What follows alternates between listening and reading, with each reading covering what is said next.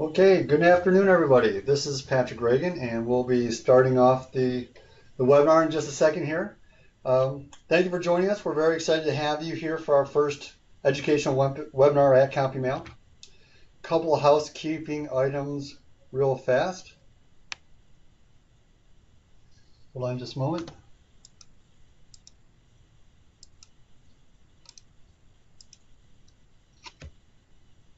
All right, so this is our first one. So our first technical glitch, we got that out of the way. Couple housekeeping items. First of all, for joining us today, you've earned $500 off your next OmniDM campaign of 10,000 records or more. Plus, we'll be adding informed delivery at no charge, which is a service we'll be going over a little bit later. Two, if you guys are on Facebook or on Twitter, go ahead and use @YourCompu-Mail using the hashtag DirectMailInnovations and talk about it on Twitter. There is a chat box function on the bottom left-hand corner. If you click on that, there'll be a chat box that folds on your left-hand side of the screen. There'll be a couple questions and some participation opportunities during this presentation. I'd love for you guys to chime in on your answers or thoughts around some of the topics we'll be discussing at that moment and share them with everybody else on the presentation. Third, we are recording this, so we'll be getting this recording out to you guys in the next couple days so that you will have it as a reference point should you want it. So a little bit about my background. This is not a sales presentation. This is an educational event, but I want to give you a little background about myself so that you can just at least understand the lens from which I'm coming to you with all these data points. So I'm the Director of Sales and Marketing at Compu-Mail. Compu-Mail works with progressive marketers to increase customer spend by helping them to talk to their customers in a way that their competition isn't. We are a fully certified USPS mail provider. We've got that certification. We're one of only 2 in New York State and one of 62 across the country to have that designation. We've got them right in our building. We clear the mail here. And with that certification, we can give you guys really, really great postage rates and make sure that your programs are efficient and cost effective. So some of our specialties are direct mail, email, text messaging. We do transactional event-based data analysis and trigger programs. We do fully individualized communications, full variable print, inline, really nice stuff. Digital retargeting on Google, Facebook, and Instagram. And again, with USPS informed delivery, we're getting very heavily into that program, and that'll be something we talk about towards the back end of the presentation here. The case studies that we'll be going over, we got 4 use cases. Our friends and strategic partners over at Loyalty Builders help provide the data behind those case studies. Loyalty Builders does personalized data analytics.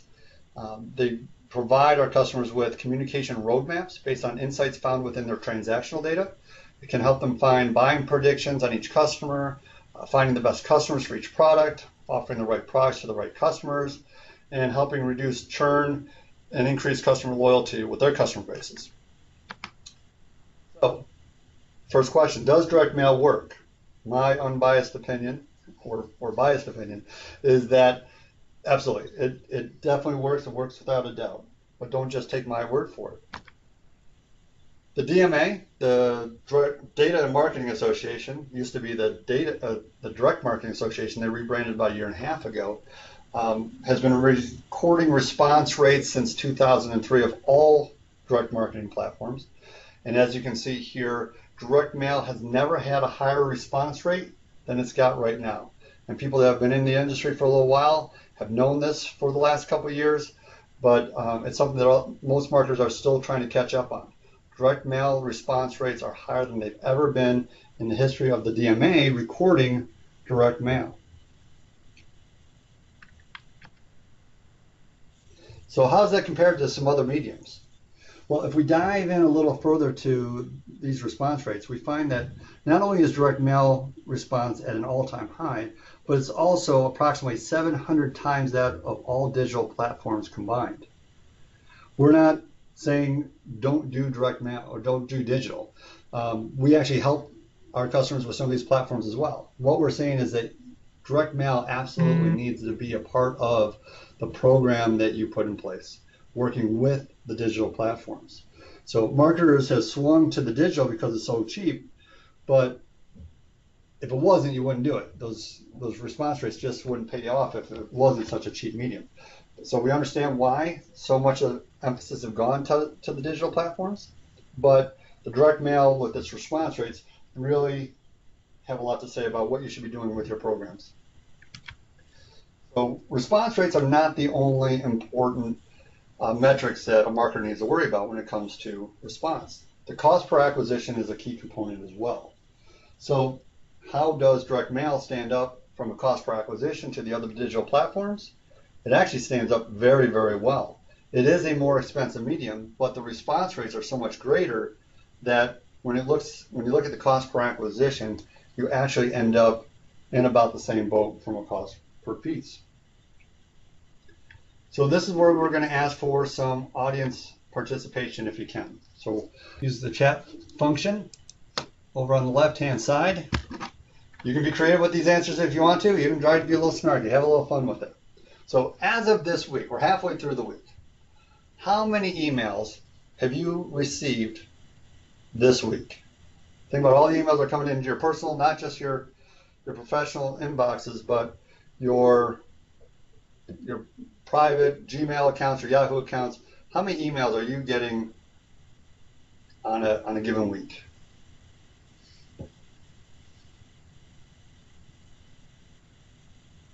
Looks like we have a few folks typing an answer. We'll wait for those answers.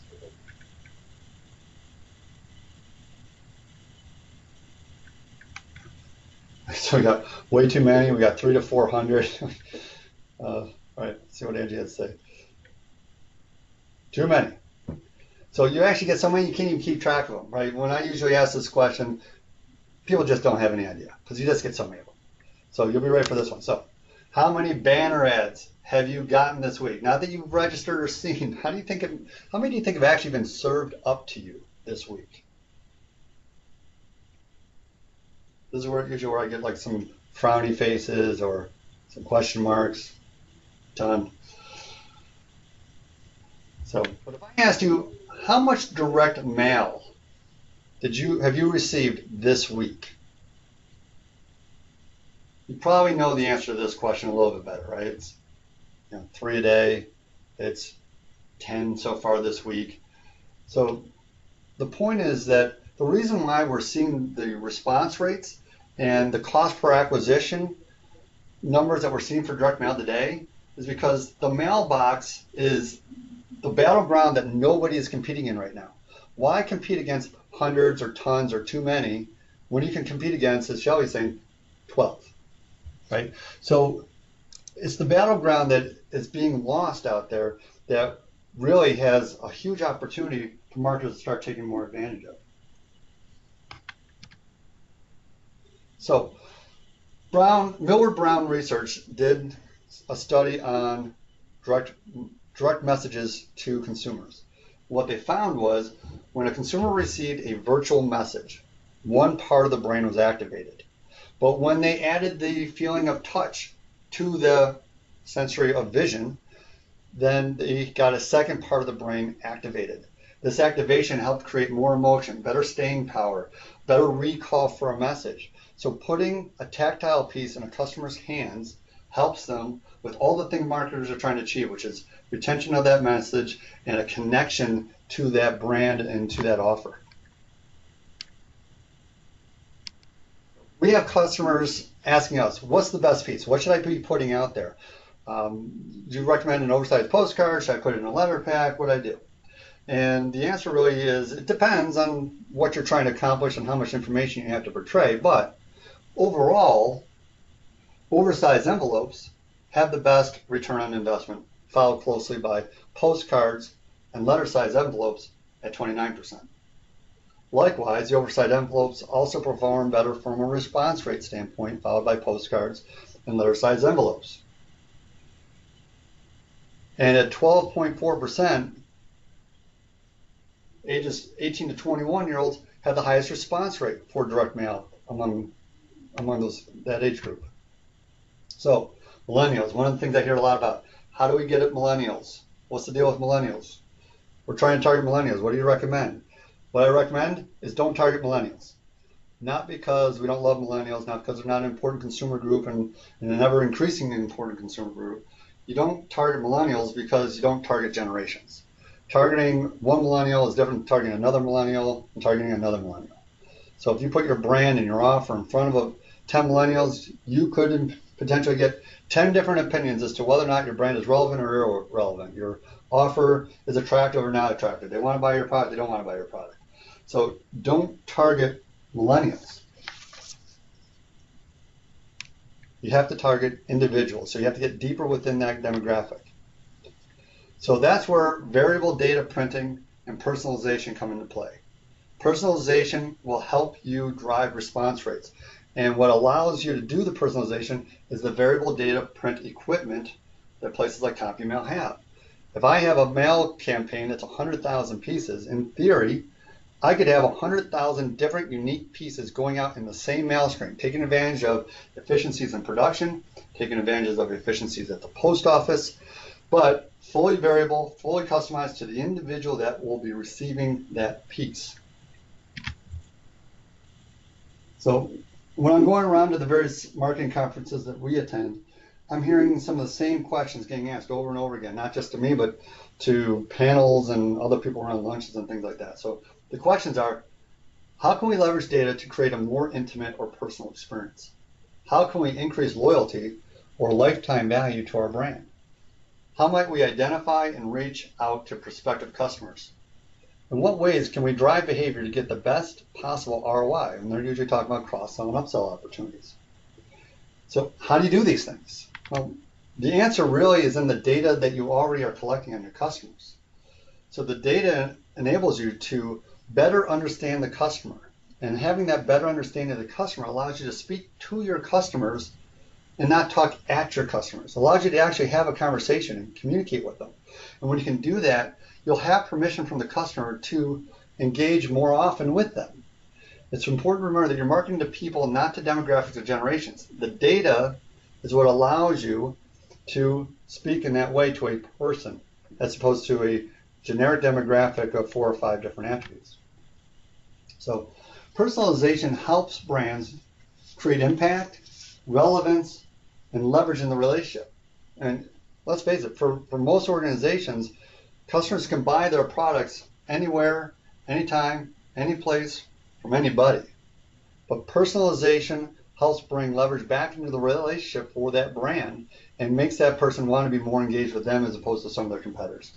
And we find that personalization increases the response rate up to 50%, sometimes more, according to the Direct Marketing Institute. And the offer is a very important part of that personalization. Offers should be based on previous purchase history, certainly, but also as they're going through different stages of their life, you want to start giving them different offers. You wouldn't offer someone with a newborn baby the same types of things as you would offer someone who's got children who are in their 30s and off on their own. Setting unique, personalized offers specific to each customer to drive them to act in a certain way. So you can get them to go to a website, buy a certain product, or buy at a specific retail location. Highly targeted campaigns that have this personalization can also help you re-engage customers that either haven't been around for a while or flat out have left you. The odds are still not great with getting customers back because they left you for a reason, but it gives you a much better chance of getting them re-engaged if you can really speak to them in a way that's personalized and let them know that you care about them as a customer to your brand. So how do you know you're giving your customers the right motivation to act? Well, the right offer is going to require you to know some things about that customer. You have to know who are your best customers and what attributes do they share that make them unique to other customers. We'll talk about that a little bit later. It's called lookalike modeling. When is each customer most likely to buy?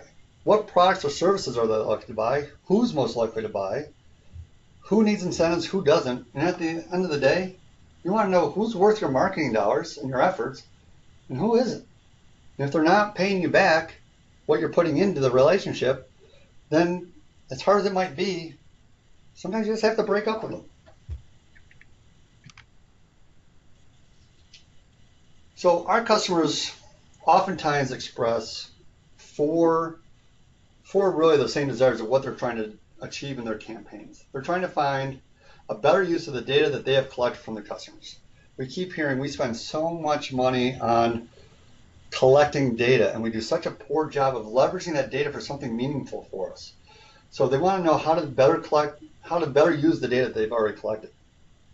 They want to increase customer lifetime value through smarter customer acquisition and retention efforts. They want to drive behavior to get the best possible ROIs, make their dollars work harder for them since budgets are becoming more and more strapped. This is a really important bullet point. And then at the end of the day, as cheesy as it may sound, they want to create a bond that generates free versus loyalty so they can get out of the pricing game and into the value game and the relationship game with their customers. So McKinsey & Company did a study, and they looked at companies that are really, really good at customer analytics. Not just good, but really good, are dominant at customer analytics. And what they found is that the customers that are really, really good at it beat their competition in profit, in sales growth, and in ROI. And they see that those same customers are consistently increasing their customer profitability, their customer satisfaction, and the loyalty to their brand. Now, these are really, really important metrics for every marketer out there, and I'm sure that you guys are all focused on these as well. But the ability to use data in a smart, strategic way can really go a long way into helping with these 6 different key metrics. So you want to keep customers instead of spending 15 times more to get a new customer. The roadmap is in the data that you probably already have invested in. So, does digital variable print work? Again, my unbiased opinion is a resounding yes. So here's some numbers behind it. 77% of consumers have chosen, recommended, or paid more for a brand that provides a unique, personalized experience. 79% of consumers will only do business with brands who show they understand and care about them. So, and here's the big point. Less than 40% of the time, customers say they get personalized, relevant mail. But when they do, it gets noticed. So the question is, if customers are saying that they want personalization and they're willing to reward marketers for giving it to them, why is it that less than 40% of the time marketers are actually giving them relevant personalization? I don't know the answer to that question. My theory is that it's because marketers have very tight budgets and they're looking at the front end cost and they're not looking at the back end rewards for really giving consumers what they want. If you guys know what the answer is or have some ideas, I'd love to hear about them. Reach out to me at some point, or if you want to throw something in the chat box, that'd be good too. But I really don't know what the answer is. That's just my theory, but that's where we are right now. So linking the right message to the right people at the right time, that's how we give customers the experience that they are telling us they're craving. So, as hard as it may be to hear, there are people that flat out just don't care about your message or your charitable contribution causes or whatever. You need to know who they are so you don't spend your finite budget trying to get them to buy a brand that does not move them. Likewise, there are also people who do care about your brand, and if you can convince them, they will buy it. Their motivators may be different, and you need to find out what those motivators are and tap into it. But you'll need to know who does not care and move on from them, and find out who does care and move towards them. So the next couple of slides have some pretty interesting statistics. So I was actually asked this morning by a customer I was talking to, as they were asking, does personalization really work? Is it worth the investment? Well, here's a couple data points for you. So after a consumer has a personalized shopping experience, 44% will be likely to become a repeat buyer. 32% will be likely to leave a positive review. 39% will be likely to tell friends or family. And 22% will be likely to post a positive comment on social media. All things that we as marketers are trying to achieve. This one I love. 49% of US shoppers said that in the past 3 months, they bought a product they did not initially tend to buy after a brand made a personalized, recommendation. So Amazon's making a living on this, right? So we kind of joked earlier about millennials. 63% of millennials have made a purchase because of a personalized recommendation. Very, very powerful to be able to use data to make personalized recommendations. It doesn't have to be just in the moment as they're ready to get out of their shopping cart. This can be a couple of weeks after they've made a purchase or a month after they made their purchase. And all of a sudden, a personalized recommendation comes to their doorstep because you know something about them, you know something about their styles, their tastes, their preferences, and you can show them something else in your catalog that they may haven't seen or come across yet that you know that they're going to love.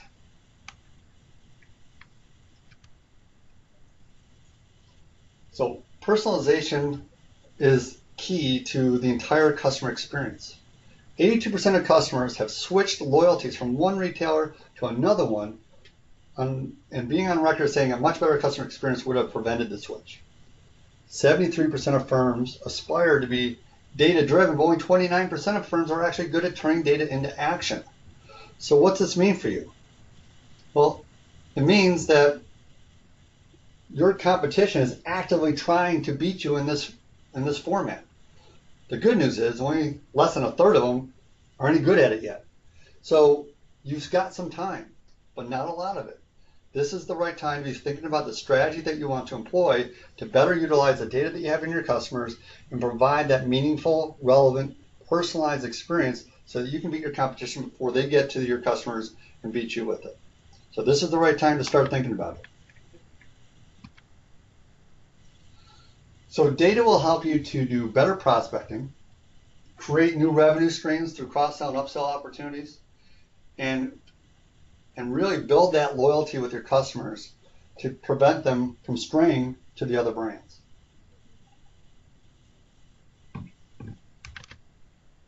So we've got 4 case studies here. Again, provided to us. The data behind these case studies were provided by Loyalty Builders, so we appreciate them providing this information. We do have 4 case studies, 2 of which the brands allowed us to use their names, 2 of which did not. So the first and the fourth, we protected their identity. On the second and third, they've got a specific brand that was worked with and were willing to share their results. So this first one was clearly an automotive aftermarket service provider. So brakes, oil changes, tire rotations, state inspections, things like that. So they did 2 different tests.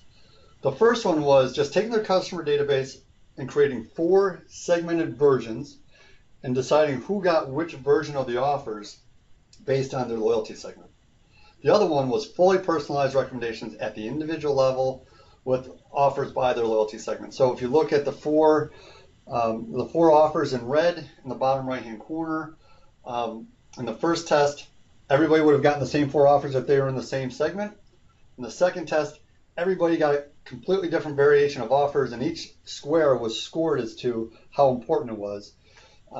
So highly personalized to each individual person. So you can see the test results up above.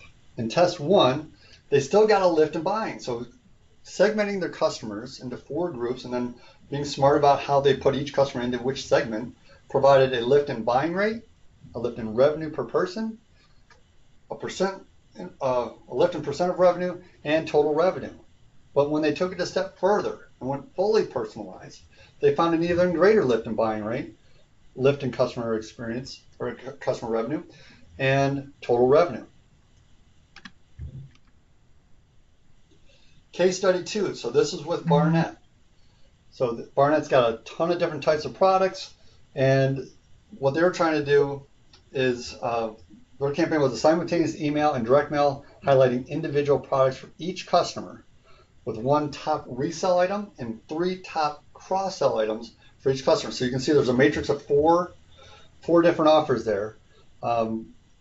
The discount varied based on the life cycle of that customer, and the results were an increased spend per person versus a control group of $72.77 per person, which was a 17% increase. And over the course of 10 campaigns, it was a lift of $3 million in revenue. Case study 3. So this is for tire discounters. Again, we've got We've got 4 different offers that were fully variable. They just all happen to have 4. It doesn't have to be 4. You can make this any number that you want. From a variability standpoint, these just all happen to have 4, maybe because of the size of the postcard and the amount of information they were trying to experience. But their campaign was to do a direct mail program to perceived quote-unquote likely buyers. The results of this campaign, 17.8% of customers responded to the mailer, which is more than double the control group. Tire discounters realized $10.41 of revenue for every 50-cent mailer that they put out there. An ROI of 2,080%, which is almost an absurd number. But very, very effective in this campaign. A 13% lift in revenue per person versus the control, over 1,000 new buyers, and almost $1 million in revenue lift from those additional buyers. So the power of this data and getting the right personalized offer in the right hands at the right time, paying off really big for tire discounters.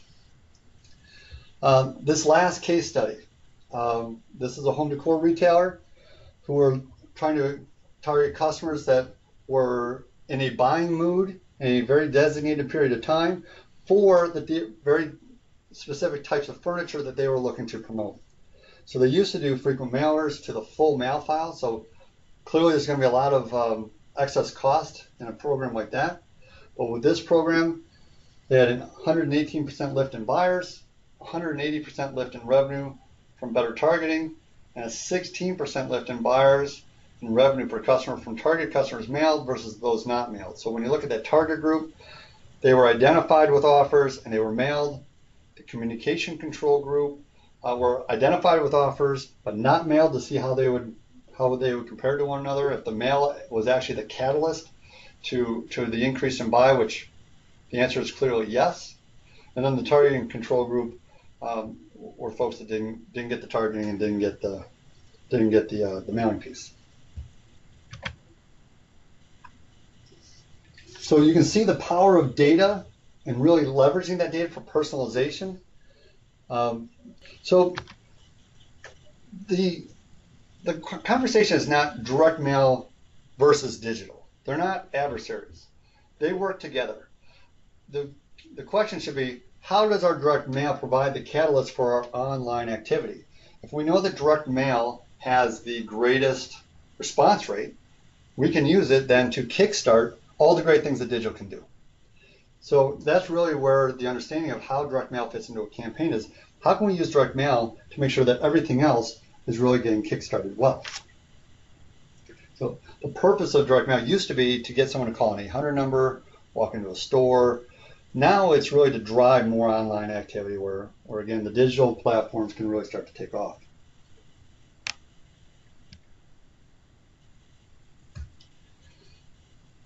So integrating those platforms, making them work together. Direct mail with digital ads will yield on average a 28% higher conversion rate. We also know that 90% of the people who are interested in the offer that you're making and send them a mail piece on, the very first thing they're going to do is go to your website. 96% of those people that went to your website are going to leave without doing anything. And the website visitors who are retargeted are 70% more likely to convert. So don't let your customers ghost you. That's where they show up to your website and they end up leaving without a trace. They didn't log in, they didn't sign up for anything, they didn't give you any sort of contact information on how to get back in touch with them. They just left. So putting retargeting codes on your website to capture the information of the website visitors that leave without taking any action. You can then take that code, take that IP address, back it into mail, email, Facebook and Instagram, social ads, Google ads. There's a lot you can do. So just because someone showed up to your website doesn't mean they're gone forever once they leave.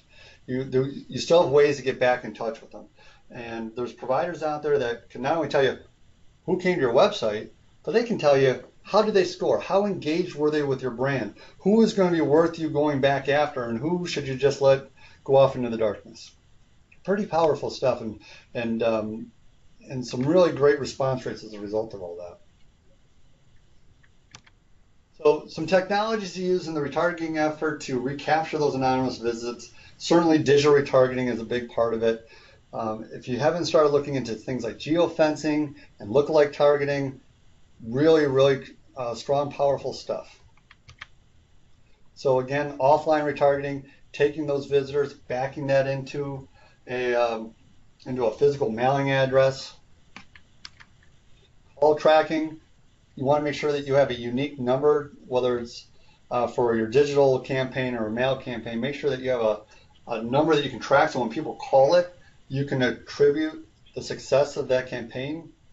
And then also, there's providers out there that when you do the call tracking, you also will be able to get a recording of that phone call, so you can see how your team is handling those inbound calls. So mail tracking. Right now, there's technology out there that can give you about a 97% accuracy rate as to when your mail campaign is going to hit home. This is really important for our customers that have call centers that they rent out. They want to make sure that they're not paying for people to sit around and not be answering phone calls. If you are waiting for people to come into a store, or you need inventory in the right place, knowing when the in-home dates to trigger that response can be very important. And social matching. So again, just like we can match a physical mailing address, we can also match up to people in the social world, in their Facebook and Instagram, that sort of thing. So some of these services are not that expensive and can absolutely fit within your budget, depending on what you want to do. So informed delivery. I'm assuming that most people know about informed delivery. Some people don't. So real quick on informed delivery, if you don't know about it, I would recommend you go to USPS.gov, sign up for informed delivery. What this program does is it sends an email to those residents, it's not for commercial businesses, but for residents who opt in to receive an email each morning for all the mail that will be coming to their house that afternoon. So it's a grayscale image typically, and you'll get an email. I get mine around 7:30, between 7:30 and 8:30 each morning, and I'll see everything that's coming to my house. We have the ability to change out that grayscale image and put it in a full color image like the one that you're seeing on your screen. This can also be backloaded with a dynamic web address or URL, so that if they tap on it with their thumb, it can take them right to that offer. So if you see you're getting 20% off from a retailer that's near you, you can click on it with your thumb, get the offer code or the promo code, and if you have a little time during lunch, maybe you go online and you make the purchase. So you don't have to wait till you get home. So it's a nice way to get another touch point, another interaction piece, and the Postal Service is boasting pretty high response rates as a result of it. So if you're looking to go into a region, we can help you find out what percentage of the population is registered for informed delivery. The USPS can also give you full information as to how many emails were open, what your click-through rate was for that mail piece as well. And right now there's about 11 million people nationally signed up for it, and they're growing at about 2 or 3 million a quarter, it seems like. All right, so informed delivery percent. So 91% of pilot users surveyed reported they were satisfied or very satisfied with this product, and 9 out of 10 said they would recommend informed delivery to a friend. 88% of the users check their informed delivery notification every day or almost every day. So the click-through rates are really, really high.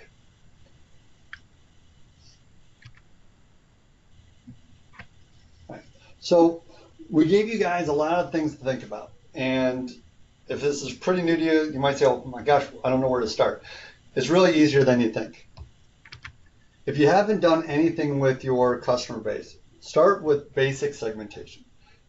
At the very least, break your customers down into active, inactive, past customers, and prospects who have never purchased from you. It makes a lot of sense to not talk to your active customers the same way that you're talking to someone that you're trying to win back. Then once you can get through that portion of the segmentation, start looking at the value of your customers and the risk of your customers. Who is a high value customer, but also might have high risk of leaving you? Who's got low risk? This is when you can start using your variable offers and different communication styles and creatives to get to these people. You want to talk to these groups differently than you're talking to some of the others.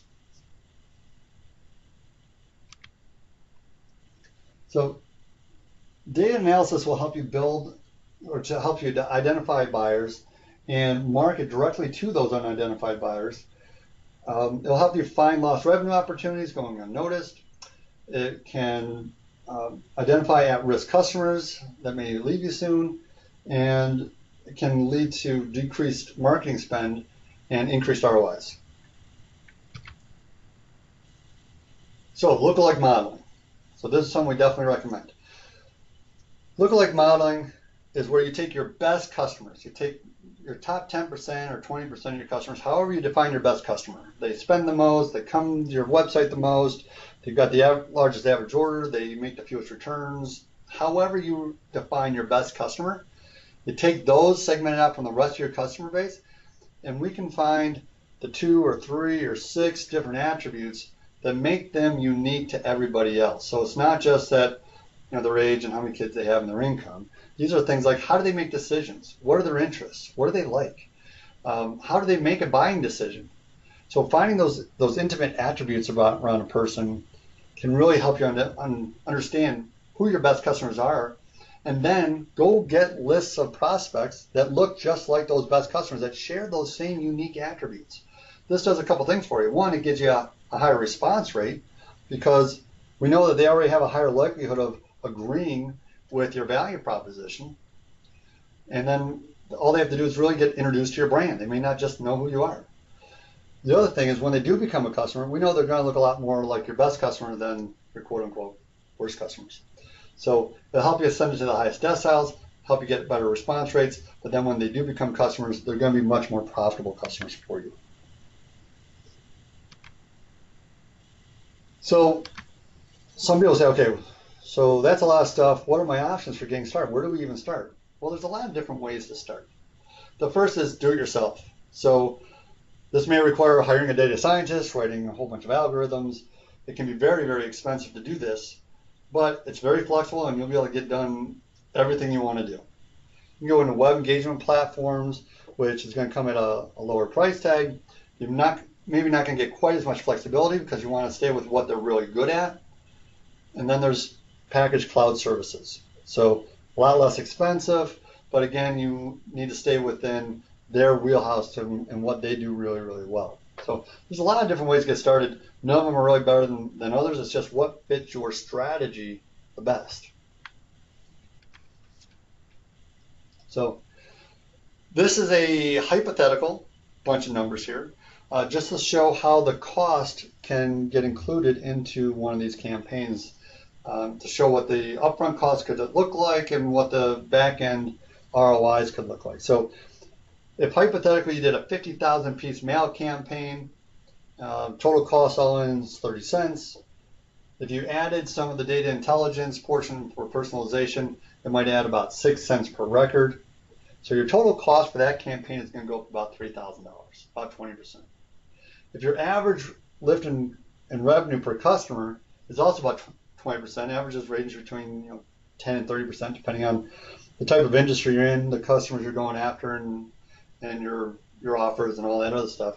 But if you say get into the sweet spot of around 20%, you can grow your revenues, grow your profits, and your net profit at the end of the day, you can see, can way more than pay off the $3,000 that you put into it.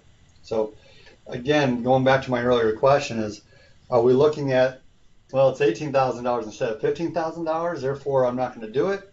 Or are we saying, hey, if I put another $3,000 into this, we've got the opportunity to potentially make $200,000 out of this campaign? That's where we really need to make sure that we're making our focus. So the bottom line, mail is super relevant today, maybe more so than it's been since digital platforms and everything else even came out. It's not an end-all be-all. It needs to work with other platforms and be part of an integrated campaign that's working in concert with one another. We want to target the highest decile customers with relevant information and make sure that we're only getting to the people that want and care about our brand and our message and our offers, and make sure that we're leaving behind the people that don't and getting that best ROI. So, checklist. Here's what you need to do to get started? Get access to your transactional data, your POS data. There's so much gold inside that information, and you've already got it, even if you've got a whole bunch of holes in it. Don't let that slow you down. You've probably got enough information to at least get started, and then you can fill in those holes as you recognize where they are as time goes by. But getting access to that transactional data and being able to download that into a spreadsheet format or a CSV file or something like that, really, really important. That has so much great information for you guys to get started. Then determine one thing that you'd like to attack first. Don't try to do 5 or 12 things. You'll never be able to track all of it and measure it and do a good job with it. Just pick one thing to get started, maybe 2, and figure out what you want to do. Do you want to sell expiring product that's going to be out of stock real soon? Do you want to rekindle a strained customer? Do you want to drive sales of your most profitable customers? Or do you want to drive sales of your most profitable product? Do you want to find new customers? Determine 1 or 2 things that you want to do and really go after those 2 things with laser focus so that you can measure it and capture those ROIs. And then if you don't know where to start, if you want to spitball some things, let me know. Let me know how I can help. I'll be happy to always get on a phone call with you guys and talk things through. We do a lot of what I talked about, but we don't do everything. If you need some help from someone that we can't help you with, I'll be happy to make an introduction with some partners that I trust and think would do a great job for you. So that's the end of the presentation. I think we're able to get some questions going. If anyone's got questions, we did have a few questions come in before the presentation started earlier in the day and some late yesterday. So I can start off with some of those unless someone's got a question right now. So let's see. I'd like to start getting the informed delivery emails. How do I sign up? Okay, so clearly went over that one. USPS.gov. You just go in, you sign in. You need an email address and your home address, and I think it takes like 24 to 48 hours for you to start getting your emails as you're going through the scan systems. But it'll be interesting. And then when you do it, take a look at how many grayscale images you get versus color images. It's probably about 99.5% grayscale right now. So the ones that have come through in color really, really stand out. They grab your eye pretty fast. If I want to start using informed delivery, do I have to create my own ads? No. We have a pre-press team that can totally help you do that sort of thing. Yeah, so that's an easy thing to have help with if you don't know how to do it on your own. How long does it take to put together one of these campaigns? It really depends on the campaign and the complexity, but typically about a week or so. We like to try to get the banner ads for Facebook and Instagram out 2 or 3 days before the mail hits in home. So we want to back that into the process to make sure that they're getting some warm-up banner ads in digital so that when the piece comes in-house, it really stands out and resonates. But typically a week to a week and a half. Who is ideal for this technology? What industries have the most success with these platforms?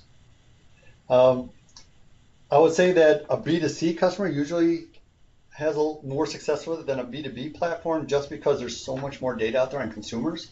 You don't really get behavioral data and psychographic data on a corporation.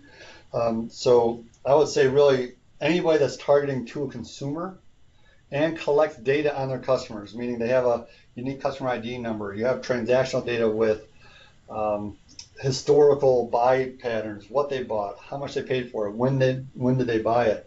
Those are ideal customers for this, and those ROIs become very, very big, very, very fast. Are you limited to how much you can mail? No, technically you're not really limited. Usually you want to be around 5,000 to 10,000 at a bare minimum just to get enough out there. But we do campaigns anywhere from a few thousand to over 1 million. And with the equipment that we have, it's pretty easy to scale it up or scale it down. So really no minimums there. So those are all the questions that came in earlier. Anyone out there in the audience? I'll give you just a few minutes in case anything else comes through.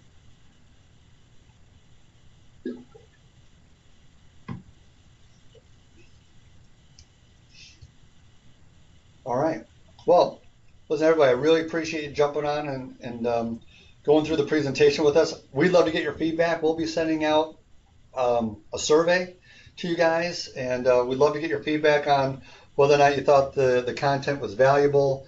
If you have any questions, certainly we'll be happy to jump on a call with you guys and talk through some ideas or make some introductions. We'll be sending out the webinar probably in the next couple of days. Could be Friday, could be Monday. But you know, we'd really love to stay in touch with you guys, hear your thoughts, and you know, and stay in touch. So that's it. We'll end things now. But you know, let us know if there's anything we can be doing to do a good job for you. Thank you, everybody.